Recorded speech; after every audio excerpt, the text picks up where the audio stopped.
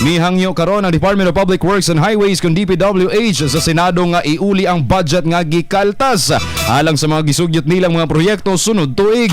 Sa gipagulang pamahayag online ng hinaot ang DPWH nga matuguton ang motion for reconsideration aron ilang masunod ang bagong construction material price data kon CMPD alang sa kasiguruhan sa hustong pagpatuman sa maong proyekto. Kini aron sab matud pamalikayan ang dili tukmang presyo sa mga materyales ingon man pakyas nga pagpatukod nga mamahimong resulta sa mga legal ug administratibong issue.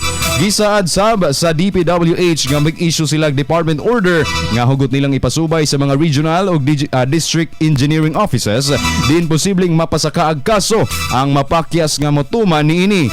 Gani mga kasama gidepensahan sab kini ni Secretary Vince Dizon atol sa gipahigayong bicameral conference committee hearing kagahapon nga maglisod sila og sa maong budget sanglit dunay managlahing presyo ang matag proyekto.